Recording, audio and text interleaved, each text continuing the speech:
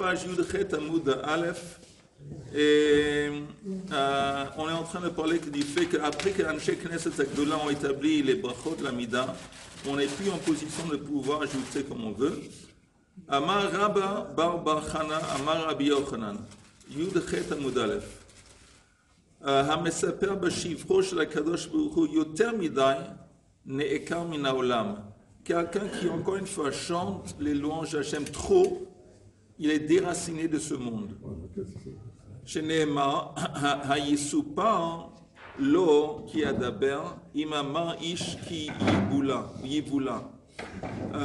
C'est pas le pshat de ce verset. D'abord, encore une fois, on peut chanter les louanges à Kadosh Baruch Hu du matin jusqu'au soir, il n'y a pas de problème. Ici, on parle de l'idée d'inventer des brachot. Oui, d'improviser, commencer. Ça, on ne peut pas. On peut rajouter. C'est-à-dire qu'on est coincé entre certaines paroles. Oui. Oui. Maintenant, quand tu dis, non, tu sais, par exemple, l'Amida, il y a deux endroits au milieu de Shomer Tfila. Il y a un endroit dans lequel on peut introduire des prières personnelles, des demandes personnelles. Et bien sûr, à la fin de l'Amida, avant le dernier Yula Tsonimoifi Vegion, aussi on peut prier autant qu'on veut. Et aussi, Refoua, si on veut.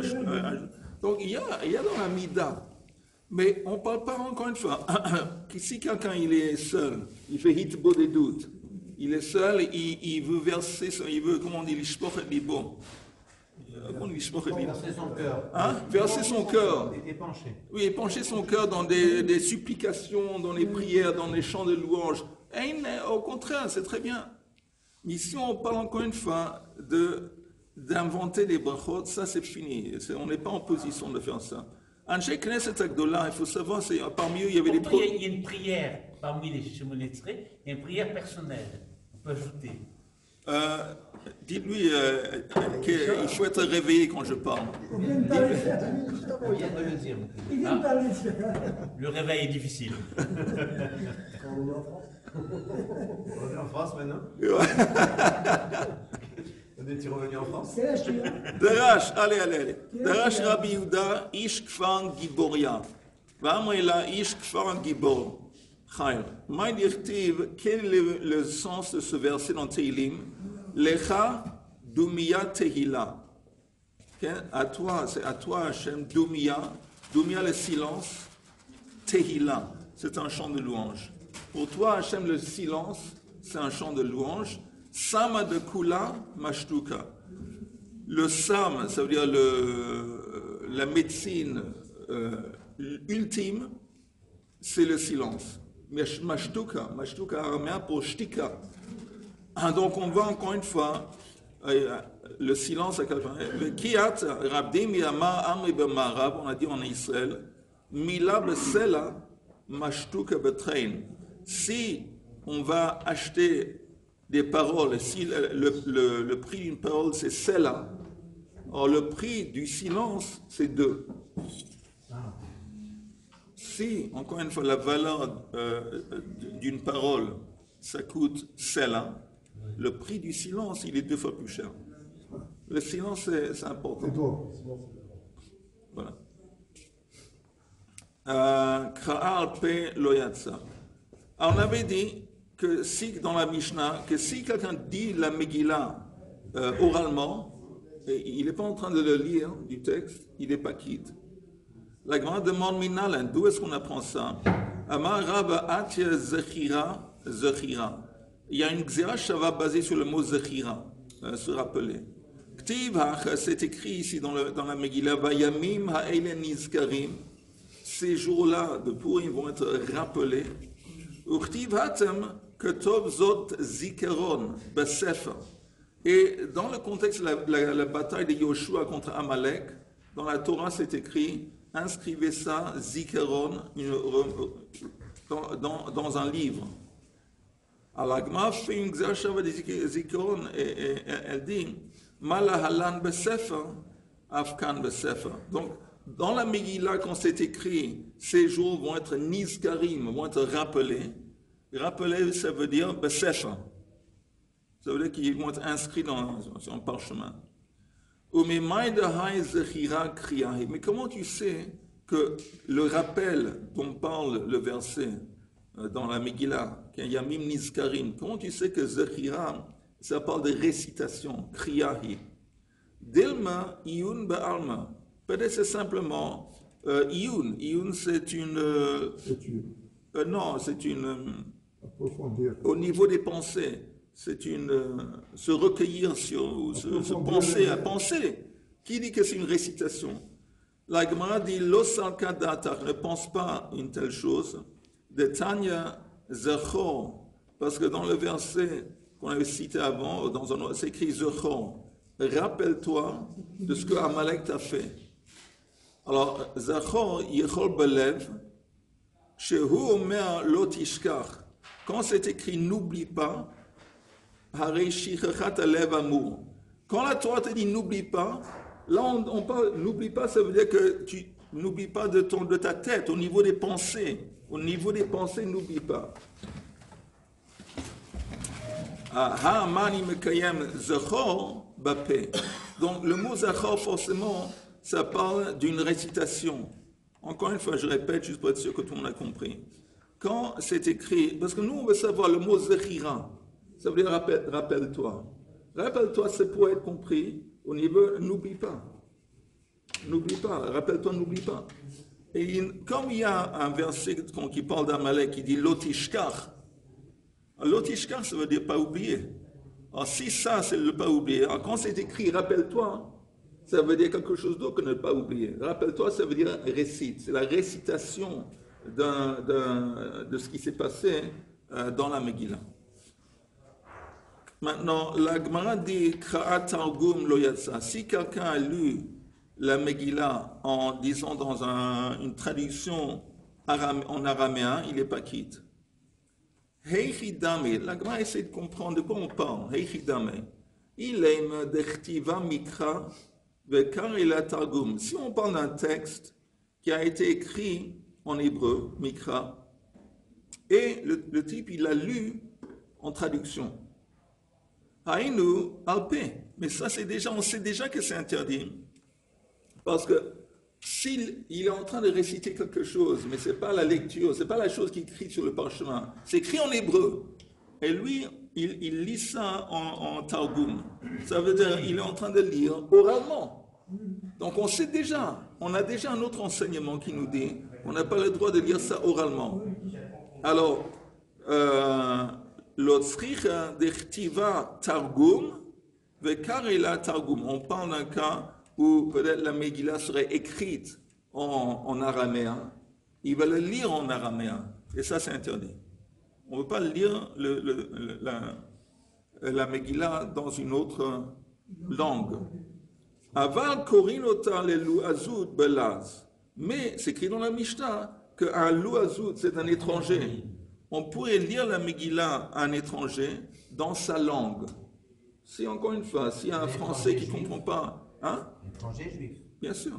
Si c'est un Français qui ne comprend pas un mot d'hébreu, un Anglais qui ne comprend pas un mot d'hébreu, alors lui, il pourrait lire la Megillah en anglais ou en français, être quitte. Alors, la Gemara dit, Veha kra'a bechol lashon, lo yatsa. Il dit, mais attends.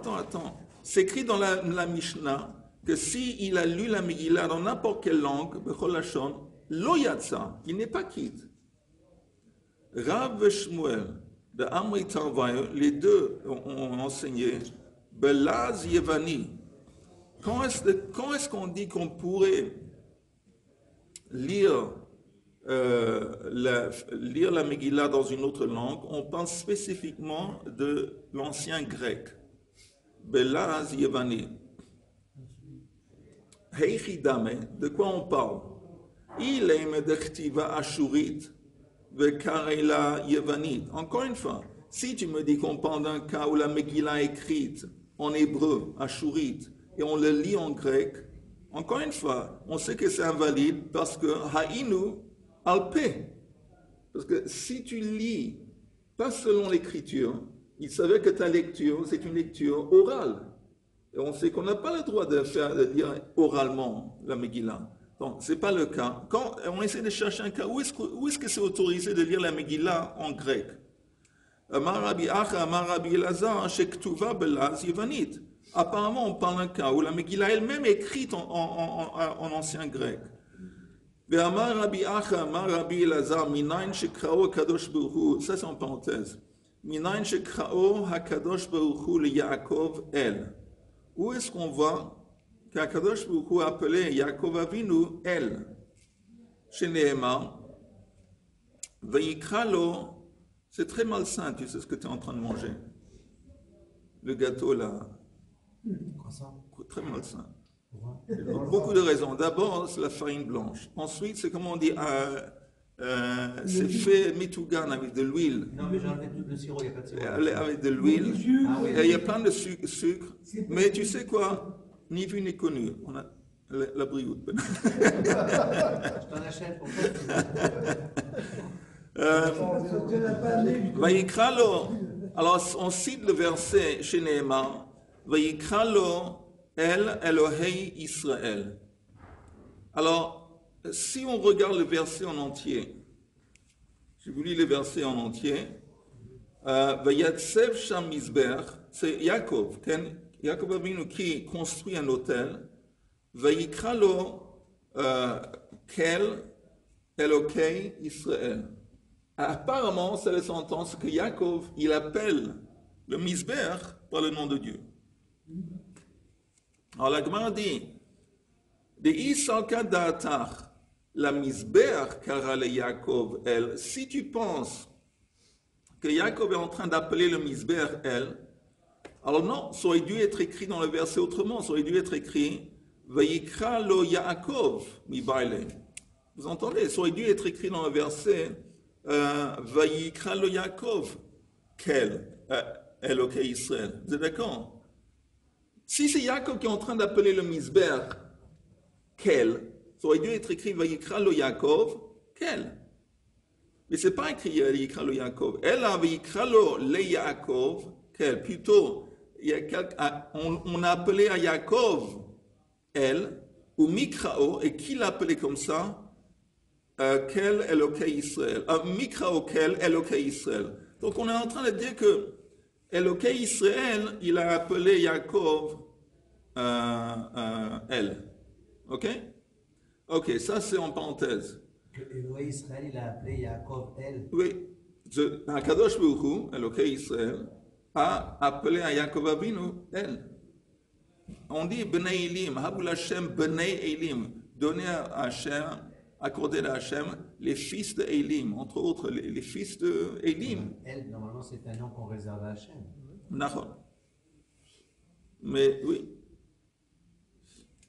il faut comprendre. Je ne comprends pas. Oui, Mais quand il appelait, à quel moment? Au moment de Soulam, au moment de c'est au moment que Yaakov est rentré. Non, c'est à la fin. Quand il est rentré en Israël après les 35 ans qu'il était avec Laban et tout ça, il est retourné et il a construit un Mizbeach et c'est là où il a. On dit que, tu sais, les Avot sont considérés comme un chariot. Les chariots pour Akadosh Baruch Hu. On avait parlé de ça, que la première bracha dans l'Amida, on l'appelle comment? Avot. La deuxième bracha, elle parle de la puissance, la Gvura d'Akadosh Baruch Hu. La troisième bracha parle de la Kedusha. Alors, on aurait pu penser que la première bracha de l'Amida va concerner Akadosh Baruch Hu. Non? Le fait qu'il existe. La deuxième bracha, on parle de sa puissance. La troisième bracha, c'est du fait qu'il est Kadosh. Première bracha, c'est lui le sujet. Mais non, Avot. Pourquoi Avot? Parce que c'est grâce au Avot, c'est à cause de Avot, qu'Akadosh Baruch Hu a été dévoilé dans le monde, qu'il a pu se manifester comme il fallait. Donc, en quelque sorte, si tu dis que c'est les Avot qui ont permis à Akadosh Baruch Hu de se manifester, on pourrait comprendre un petit peu qu'on l'appelle Kel. Mais bon, on continue. Mais la Gemara dit...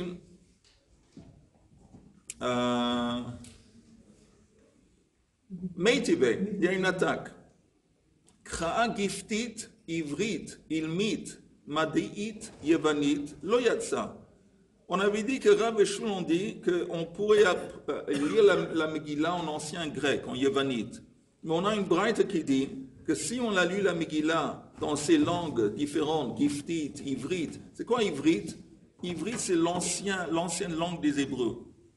Si vous voulez un exemple, vous allez à la au musée d'Israël, dans le truc là où on a trouvé les Dead Sea Scrolls. Comment on appelle ça? L'arche où on a trouvé les parchemins, les anciens parchemins qui étaient à la mer Morte. À la mer Les Morte. manuscrits de la mer Morte. Oui. Alors là-bas, il y a aussi des exemples de l'ancienne écriture des Hébreux. OK? Et on parle de ça. Les écritures, Rav, Non. cette écriture, c'était les Esséniens, c'est ça? Ah, c'était les Esséniens. Non, c'est l'ancienne écriture. On dit comme ça que la Torah a été donnée en Ashurite. Ashurite, c'est l'hébreu qu'on connaît. Plus tard, ça a été perdu. Cette forme d'écriture, ça s'est perdu. C'est devenu cet hébreu qui figure en tant qu'exemple dans le musée d'Israël. Après, ça a été réinstauré au temps d'Ezra. On va en parler, je pense, en Masechet Megillah. De toute façon, mais c'est écrit que si on lit la Megillah dans ces langues, y compris Yevanite, lo yatsa, il n'est pas quitte. Al-Agma dit halodamia, el alaha. On parle du cas spécifique où on lit la Megillah, giftit, les giftim, ivrit, les ivrim, ilmit, les ilmim, les elamim, yevanit, les yevanim. Quand est-ce qu'on dit qu'on peut lire la Megillah en grec? Seulement pour des Grecs. Exactement. Pour les Grecs. Mais si tu lis en grec, yevanite, pour les gens qui ne sont pas yevanim, c'est interdit. C'est ce que propose la Gemara. Mais même pour les autres étrangers, pareil. Oui. Pour les Français, en Oui, français, oui. etc. Alors la Gemara dit, si c'est comme ça, Ihachi, Rav et Shmuel, Amay Mukmila, le Matnitin Belaz, Yevanit. Alors si c'est comme ça, pourquoi Rav et Shmuel, ils ont dit que quand la Mishnah dit, on peut lire la Megillah, les Louazout, à un étranger dans sa langue, pourquoi ils se sont limités? Pourquoi ils se sont limités au grec? En fin de compte, encore une fois, on peut lire la Megillah en anglais, pour les Anglais. Oui, en italien pour les Italiens. C'est pourquoi eux, ils ont dit d'Afka Yevanit. Et Lukma Becholaz, ils auraient pu dire que ça s'applique également à n'importe quelle langue. Elle a matnitin que Braita, V'chi itma de Rav Shmuel, plutôt, quand Rav Shmuel, ça veut dire, c'est quoi matnitin que Braita? L'autre Mishnah, ils auraient dû dire, dans n'importe quelle langue. Donc, en parenthèse, c'est écrit, Elle a matnitin que Braita. Notre Mishnah qui dit qu'on peut lire la Megillah, les Louazout, un étranger dans sa langue, c'est ça dont parle la Braïta aussi. De quoi il parlait Rabbi Shmuel? De Rabbi Shmuel ba'alma.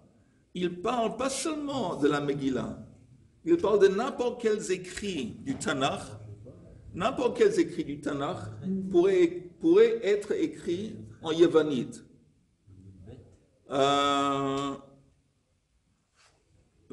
Itmar, pardon, Itmar, Rav Shmuel de Amri Tarvayo, Laz Yevani, Lakol Kasher, Vahakatane Yevanit le Yevanim. Encore une fois, c'est écrit dans la Braïte que tu peux seulement lire en grec pour les Grecs. Et eux, ils ont dit que si c'est en grec, ça marche pour tout le monde. L'Agma dit in, le Chuli Alma, lo.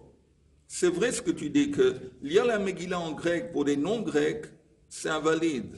Inu de amour que Rabban Shimon ben Gamliel.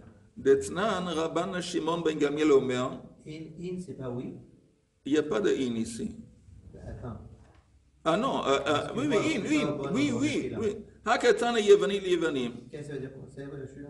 Et la Gemara dit in, oui, c'est vrai ce que tu dis, que pour la Megillah, quand tu lis la Megillah en grec, il est seulement qui, le type qui entend ça, si lui-même il est grec. Si lui-même il ne comprend pas l'hébreu.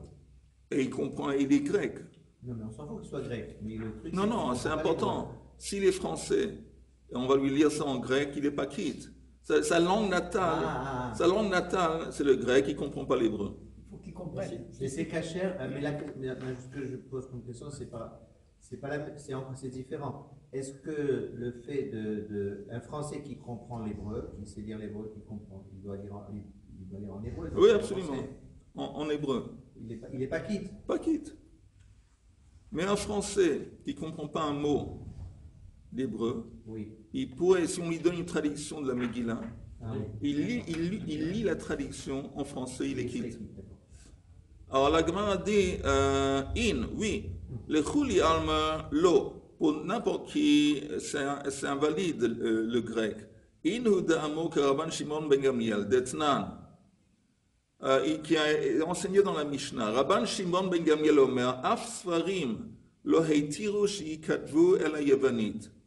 Il avait dit, on avait vu ça précédemment, que Rabban Shimon ben Gamliel a enseigné que en ce qui concerne pas seulement la Megillah, n'importe quel livre qui fait partie du Tanakh pourrait être écrit en Yevanite, à part la Shon HaKodesh.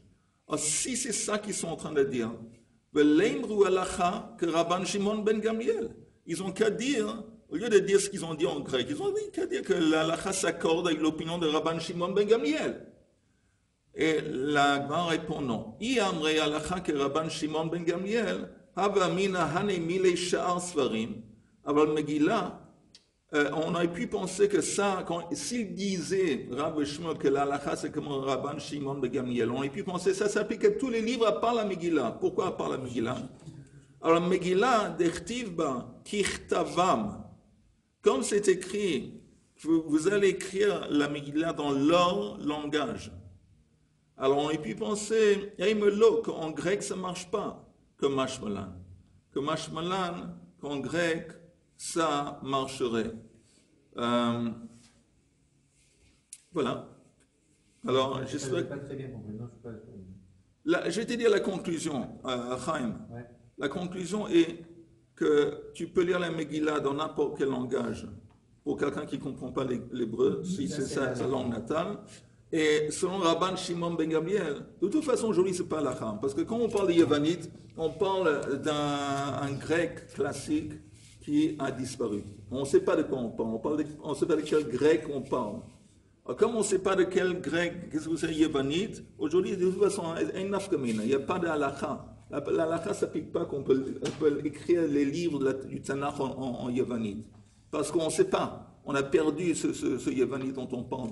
Par rapport aux autres langues, oui, il y a une avamina. Seulement dans la Megillah. Seulement dans la Megillah, parce qu'ils doivent pirsoménis. Et il faut répondre le miracle. Et si tu ne comprends pas l'histoire, il n'y a pas de pirsoménis. Il y a aussi un Inyan, moi, quand j'étais petit, il y a quelques années, Hier, non? Oui, avant-hier. Mon oncle, il lisait la Haggadah de Pessah, c'est pas la Megillah, la Haggadah, en judéo-arabe. Il a fait. En espagnol. Ladino. En ladino. Ladino, il a fait. Mais on n'est pas. Ton oncle? Mon oncle, Il a il fait. faisait des passages entiers comme ça, et puis bon, moi je cherchais la traduction parce que je comprenais rien. Je regardais directement dans la traduction pour regarder Il a fait. de quoi, mais il chantait avec Surtout les chants. des chants. Surtout les chants en ladino, ouais. C'est beau. Oui. Mais est-ce qu'on est. Aujourd'hui, la lacha, on n'est pas yotzé si on l'a fait dans une autre langue. On est, c'est la Megillah. La lacha, la lacha. Halakha. Si, encore une fois, c'est l'halakha. À la Gemara, Moi, je parle aussi de l'halakha. Si un Français qui ne comprend pas un mot d'hébreu, je veux dire, tout ce qu'on a vu là, ces derniers jours, c'est la lacha. je ne sais pas ce qu'on a vu les derniers On a jours, vu ça, mais je veux spécifiquement. Il ne comprend pas l'hébreu, il ne comprend pas un mot d'hébreu. Si on va, il a une Megillah, mais important que la Megillah va être écrite dans sa langue. Parce que si ce n'est pas écrit, disons que c'est écrit en hébreu, et lui, il récite une traduction. Il n'est pas qui parce que c'est Belpé. Il doit lire. Alors si c'est écrit en français ou en anglais, pour quelqu'un qui ne comprend pas un mot d'hébreu, il est quitte. Bientôt, il n'y a plus de juifs. En fait. Hein? Bientôt, il n'y aura plus de juifs. Je pense aussi, bientôt. Ok, on continue. Ils sont tous ici. Valoel sheshama shuri yatsa. Alors la Gemara s'étonne parce que la Mishnah dit une chose intéressante. Elle dit que si un étranger écoute la Megillah en hébreu et il ne comprend pas un mot, néanmoins il est quitte. Il est quitte, ouais. Ça veut dire, encore une fois, je répète, on a le droit pour un étranger de lui lire la Megillah dans sa langue. Mais en attendant, si un étranger qui vient dans une Beit Knesset, il entend qu'il y a la récitation, il ne comprend pas, néanmoins, il est quitte. Parce qu'il a entendu. Oui, alors la Gemara demande, elle demande, Veha loyada maika amre. Mais comment tu dis qu'il est quitte? Il a rien compris. Loyada Il connaît maida, l'histoire. oui, il ne sait pas ce qu'ils sont en train de parler. Il connaît l'histoire. Oh, midi de hava anashim ve'ama amei haaretz. Il dit, écoute, c'est comparable au cas des nashim, des femmes, et des amei haaretz, des gens qui sont ignorants. Eux aussi, tu n'as pas besoin d'arriver à un cas d'un étranger. Mais il y a des femmes qui ne comprennent pas. À l'époque, les femmes n'étaient pas instruites. Et ils allaient avec un ils ne comprenaient pas l'hébreu, ils ne comprenaient pas la Megillah. Et néanmoins, ils sont quittes. Et les enfants aussi, et les amei haaretz, ces gens ignorants aussi. Matkif la ravina atu ane. Nous aussi, pour nous, cette phrase, par exemple, qui se trouve dans la Megillah, Ha'ashteranim bnei haramachim, miyadinen. Est-ce que nous, on comprend le sens de ces mots? Quand nous, on lit la Megillah, on entend ces deux mots, Ashteranim bnei haramachim. Nous, on sait ce que ça veut dire. Et la mitzvah kriya ve'pirsumei nisa. Achanam et mitzvah kriya ve'pirsumei nisa. Plutôt, il y a une mitzvah de réciter et de répandre le miracle. Et si vous regardez le Rashi qui dit ou pirsumei nisa, le Rashi à côté, un peu en haut, le titre est ou pirsumei nisa. Afal pi she'en yodin ma sheshomim, en dépit du fait qu'ils ne comprennent pas ce qu'ils sont en train d'entendre, sho'alin et hashomin, ve'omrim mahi akriya azu, ve'ech haya hanes ve'modin. Il demande, mais sur quoi il est en train qu'est-ce qu'il est en train de dire le monsieur qui est en train de réciter? Qu'est-ce qu'il est en train de réciter? Et les gens lui expliquent. Les gens ils disent, il y avait un miracle, et voilà, il est quitte de Pirsumei Nisa. Pendant la lecture, tu ne peux pas tellement parler. Pas pendant la lecture, mais avant ou après, il va demander qu'est-ce qui se passe, c'est quoi, on lui dit. Alors ça, c'est pour ça qu'il est quitte. Ok. Ce que moi je ne comprends pas, c'est que si tu me dis qu'un étranger qui entend la Megillah en français, en hébreu, il est quitte, même s'il n'a pas compris un mot. Alors pourquoi on arrive à ça qu'on peut lui dire, réciter la Megillah en français ou en anglais dans sa langue natale? Même en hébreu, il me semble et je pense, pour dire que l'echatrila, idéalement, il devrait comprendre. Et s'il comprend, ça veut dire lire la traduction. Alors ça, idéalement, ça c'est le truc qu'il devrait faire. Mais si Bidiavad, il n'a pas une traduction, il entend ça en hébreu, néanmoins il est quitte. Tandis que quelqu'un qui comprend l'hébreu et qui entend une traduction dans une autre langue, il n'est pas quitte. Ok, la Gemara dit... Malgré que tu as dit Vas-y. que un Français qui ne comprend pas facilement, qui n'est pas bon en hébreu, quelqu'un qui est un Français qui ne comprend pas tout en hébreu, il serait quitte si il entend en français. Oui, absolument. Dans les deux cas. Il est quitte, mais il est quitte aussi s'il écoute l'hébreu et qu'il ne comprend pas un mot. Alors, j'ai dit comment s'il est quitte quand il entend l'hébreu et qu'il ne comprend pas, pourquoi il dit en français? Parce que je pense que l'idéal, l'echatrila, ce serait de lui lire une traduction dans sa langue. Des fois, aujourd'hui, Oui. la Megillah, même en France, elle est lue en hébreu. Oui, bien sûr. Et des fois, la plupart des gens dans la Beit Knesset, en France, ils comprennent. Non. Non, ils ne comprennent pas. Non. La plupart des juifs français, ils vont entendre, ils ne vont pas comprendre. Non. Mechila, Non. ils comprennent à peu près 10-20%. Bah, ils ne comprennent pas. Ceux qui sont mamash versés dans l'étude de la Torah, ils comprennent plus. Et ceux qui ne sont pas vraiment dans l'étude de la Torah, ils ne comprennent pas. Tu comprends des mots. Parce qu'en France, on apprend à lire Non, les des mots, mots, on apprend mais- pas à Ouais, comprendre. Ah, ok, ok. Complètement. Mais même s'ils comprennent 20%, mais là aussi c'est intéressant. Pourquoi c'est intéressant? Il y a un rave coulant, toi. Pourquoi c'est intéressant? Parce que il y a une halakha qui dit que si on n'a pas entendu chaque mot de la Megillah, Oui. on n'est pas quitte. D'accord. Et là, subitement, on nous dit que tu entends toute la Megillah, t'as rien. En fin de compte, comment peux-tu suivre la Megillah si tu ne comprends pas? Non, c'est intéressant. Mais oui. Alors, ça veut dire au niveau tu dois entendre chaque mot, même si tu ne comprends pas chaque mot. C'est bizarre. Hein. C'est un neshama, un neshama. L'âme, elle capte, même si toi tu ne comprends pas, l'âme, elle capte quelque chose quand elle entend le récit de la Megillah. Je C'est sais plus pas. qu'entendre, c'est écouter même. Oui, écoutez. Écouter, c'est prêter l'attention. Ok, on continue. Alors la Gemara dit Kra'a Sirugin Yatsa. Alors c'est écrit dans la Mishnah que si quelqu'un lit la Megillah Sirugin, il est quitte. Lo havu yad Rabbanan mai Sirugin. Les Rabbanan, ils ne savaient pas qu'est-ce que ça veut dire ce mot Sirugin. Un beau jour, Shamua la Amta de Vei Rebbe, ils ont entendu la servante de Rebbe, dans la maison de Rebbe, de Ke'amra qui a dit, le Rabbanan, de Havu Aile Paske Paske. Et elle s'est adressée au Rabbanan qui rentrait petit à petit dans le Beit Midrash, dans le Beit Rebbe. Ad matai atem nichnasim sirugin sirugin. Elle leur a grondé. Elle a dit jusque quand est-ce que vous allez continuer à venir petit à petit? Et quelle expression il a utilisée? Sirugin. Bon, là, ils ont compris que sirugin, c'est de petit à petit. Lo havu yad rabanan, mai chalog logot. Un autre exemple d'un mot qu'ils ne savaient pas. Quel est le sens de ce mot? Shamu ala amta de vei Rebbe. Ils ont entendu la servante dans la maison de Rebbe, de Amrale, la Hu Gabriel, elle a dit, elle s'est adressée à quelqu'un, de Haveka Mevader par Pachine. Il était en train de jeter répandre par terre des parpachine, c'est une espèce de plante. Ad matai ata mefazer chalog logecha. Jusqu'à quand est-ce que tu vas jeter par terre tes chalog logecha? Donc ils ont compris que chalog logecha, c'est des plantes, c'est une plante. Il ne savait pas le sens de ce mot dans le prophète, salsela.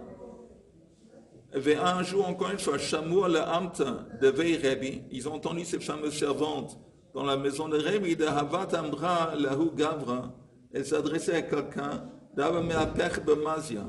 Il était en train de boucler ses cheveux. Il a frisé ses cheveux avec son doigt. Jusqu'à quand est-ce que tu vas les salsel? Donc ils ont compris que le mot les salsel, ça veut dire friser. Le Havaya des Rabbanan, C'est impressionnant quand même. Hein. Tout ça, on apprend ça à partir d'une servante. Oh, Asmikol, C'est pour ça que de là, Non, je veux dire, en général, on ne s'appose pas sur ce que dit la femme. oui. Et en plus, une servante, ça devait être une servante de... Ça fait référence au Hatz. Non, ça veut dire que il y a. Oui, je pense que c'est pas par hasard que cette servante, c'est la servante dans la maison de Rebbe. Voilà, c'est ça. Elle a entendu Rebbe, elle était constamment exposée à l'enseignement de Rebbe. Elle a dû entendre des braïtes, des mishnayot, des mots à droite et à gauche. Et, encore un petit peu, c'est écrit Mai hashlech al Hashem yahavcha. Qu'est-ce que ça veut dire ce verset qui vient de Teilim? Hashlech al Hashem yahavcha, uhu yichalkelecha. C'est Hashlech, transpose à Hashem ton fardeau. Alors, Amar Rabba Barba Chana, Zimna Chada Hava Azilna Bahada Ahutaya. Un beau jour, j'étais en train de voyager à côté d'un arabe. Vekadarina Tuna. Et j'étais en train de porter sur mon dos, épaule, un fardeau. Marli Shekol Yahavir, Vashade Agamlai. Prends ton fardeau et mets-le sur mon chameau. Ça veut dire, à partir de ça, il a compris quel est le sens de ces mots dans Teilim. Hashlech al Hashem yahavcha. Jette sur Hashem ton fardeau. Vous entendez? Hashlech, ça veut dire envoie ou transmet sur Hachem, Yahavra. Il ne savait pas qu'est-ce que c'est Yahavra. Encore une fois, un beau jour, il était en train de voyager à côté d'un arabe qui avait un chameau. Et l'arabe lui dit, et lui, il était en train de porter un fardeau qui était lourd. Alors l'arabe lui a dit, Shekol Yahavecha, donne-moi ton fardeau, et mets-le, jette-le, mets-le sur mon chameau. Et là, on voit, vous entendez, qu'est-ce que c'est bitachon? Qu'est-ce que c'est bitachon dans Kadosh Baruch Hu? Sécurité. Qu'est-ce que c'est un fardeau? Un fardeau, c'est un poids. C'est un poids. N'importe quelle chose dans la vie qui, pour nous, est un poids. On est ouf. Il y a même si on ne le dit pas en dehors ouf, mais dedans, il y a un sentiment de ouf. Ça pèse. Ça pèse un problème particulier. Il y a plein de ça manque pas. Dans la vie, pour Hachem, il y a toujours des problèmes. Alors, si tu dis ouf, et ça pèse, et tu sens que tu n'es pas dans le bitachon. Bitachon, ça veut dire quoi? Ça veut dire Hashlech al Hashem Yahavecha. Transmets ton problème à Hachem. Il a dit, écoute, toi, tu sais quoi? Toi, tu vas t'occuper de ce problème. C'est pas mon problème. Oh, c'est ton problème, parce que toi, tu me l'as donné, et je sais que c'est toi qui va, comment on dit, c'est toi qui va résoudre. Exactement, ça valait la peine de venir ce matin juste pour entendre ça. C'est toi qui vas résoudre le problème. C'est un appel à une bonne doute. Ça, c'est déjà des gros mots. Mais c'est quand quelqu'un il a un problème, ça, c'est le conseil de base. Transmets ton problème à Hachem. Très important. Très important. En fait, C'est possible. Non, mais c'est pas facile. Mais c'est comme on dit, c'est le but. C'est un truc sur lequel tu dois t'entraîner. Quand quelqu'un qui fait l'entraînement, il court pour renforcer les muscles de ses jambes, les muscles de ses mains, c'est pas le lendemain qu'il a plein de muscles. Mais c'est sûr, à petit, à force d'y travailler, tu vas avoir des muscles. Tu vas renforcer tes muscles. La même chose ici. L'Emouna Bitachon, il faut travailler sur ça. Comment on travaille? On se rappelle constamment. En fin de compte, j'ai un problème et ça pèse et je dis ouf. Alors, quand tu dis ouf dans toi, tu n'es pas dans l'Emouna. Tu n'es pas dans l'Emouna. Parce que si tu es dans l'Emouna, si tu es dans la joie, et tu vas savoir comment je peux être dans la joie, j'ai un problème grave. Hein. Comment veux-tu que j'aille dans la joie? Il donne ce problème, comme il dit, l'arabe, il a dit, l'Avdil, mets ton truc sur mon chameau. Le moment qu'il a enlevé, il a mis sur le chameau, soulagement. La même chose avec nos problèmes. Je sais, les décharges. Et tu sais quoi, Hachem, tu t'en occupes. Toi, je sais que tu vas pouvoir. C'est ton problème, pas mon problème. À partir du moment où Akadosh Baruch Hu, il m'a laissé rentrer dans cette situation, c'est lui qui me l'a directement créé, peut-être oui, je sais. Mais à partir du moment où il a laissé que cette situation s'instaure, ce problème, ce souci, c'est à lui que je fais appel. De la même façon qu'il m'a laissé rentrer, volontairement ou à cause de moi, peu importe, il va me faire sortir de la Emouna que c'est. Et un des grands secrets de la Emouna, c'est de permettre à Kadosh Baruch Hu, lui permettre de rentrer dans notre vie.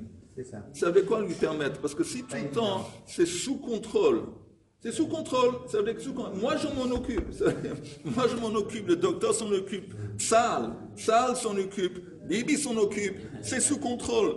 Alors, Kadosh Baruch Hu, il n'a rien à faire là-bas parce que c'est sous contrôle. Parce que vous occupez, alors tout va bien. Mais le moment que tu dis, c'est quoi un Kadosh Baruch Hu? Moi, j'arrive pas. J'arrive pas, s'il te plaît, interviens parce que. Alors là, tu lui donnes une ouverture, tu lui permets à Kadosh Baruch Hu d'entrer dans ta vie. Et ça peut faire référence à un phénomène en psychanalyse qui s'appelle le transfert. Oui, c'est ça. C'est ça. Exactement, c'est ça. C'est-à-dire que, finalement, identifier le problème, le fait de transférer, est évident que j'en fais le tour. Puisque je transfère quelque chose. Oui. Donc, de faire le tour, c'est déjà. Mais c'est quoi faire le tour? Imaginez qu'il y a peut-être une solution. Mais c'est quoi faire le tour? Ben oui, je transfère quelque chose. Oui, mais tu je le transfères quelque chose. Oui, on a un problème quelconque. Mais je ne vais pas transférer. Que le fait de transférer, de le porter sur un support, c'est l'identifier, évidemment. Non, d'abord, l'identifier, c'est déjà en partie le traiter. Non, mais D'abord, identifier, c'est évident qu'il faut savoir de quel problème on parle. Ouais. Ça, c'est évident, c'est la base. Tu identifies quel est le problème, tu as un problème. Mais après, qu'est-ce que tu fais avec? Alors, au lieu de te porter ça constamment dans tes émotions, dire oh, j'ai ce problème et c'est dur à supporter, comment je vais faire, comment je vais m'en sortir, qu'est-ce qui va arriver? Tu dis, tu sais quoi? En fin de compte, j'ai une foi que toi, Kadosh Baruch Hu, tu m'as donné ce problème. Moi, j'arrive pas à résoudre. Alors, je te le transmets, c'est ton problème. C'est ton problème. Et quand tu fais ça, encore une fois, ça apporte un énorme soulagement. Au niveau et c'est un conseil important. Ah, d'accord, je suis pas d'accord. Je pense que c'est un échange entre Hachem et Oui. c'est évident que je ne veux pas transférer mon problème et tranquillement, je vais aller me coucher. Pourquoi pas? Non, mais on se passe différemment devant le problème. Moi, je pense qu'il y a une sorte de Hachem qui va participation. l'aider, qui va résoudre ce problème. Il va l'aider à résoudre ce problème. On se place différemment devant ce problème. Non, j'ai pas dit qu'il faut pas appeler le docteur, c'est un problème. Quand même, sinon. Non, je n'ai pas dit qu'il ne faut pas faire une ishtadlout. On fait une ishtadlout. Mais la différence, c'est qu'il y a des fois que même quand tu fais une ishtadlout, ça ne marche pas. Il y a des fois qu'il y a des problèmes, comme on dit, qui sont à long terme. On te dit, tu sais quoi? Moi j'ai fait ce que j'ai pu. Attends, maintenant, c'est à toi de jouer. C'est à toi de jouer. Il attend quand même qu'on fasse une... Oui, bien sûr, ishtadlout. Et là, il y a... Mais encore une fois, au niveau le problème, encore une fois, que nous, là, on fait une ishtadlout, mais après, on reste crispé et tendu. Alors non, tu fais une ishtadlout, et arrête d'être crispé et tendu. Tu as fait ton maximum. Maintenant, tu transmets ton problème à Hachem, et tu n'es plus censé être ni crispé ni tendu, parce qu'à quel coup, il s'en occupe. Il y a un côté un petit peu, pas négatif, mais un petit peu nous, on nous a appris à être responsables de nous-mêmes. Ah, c'est faux. C'est faux. C'est d'une façon différente. Non, c'est faux, ce qu'on t'a appris.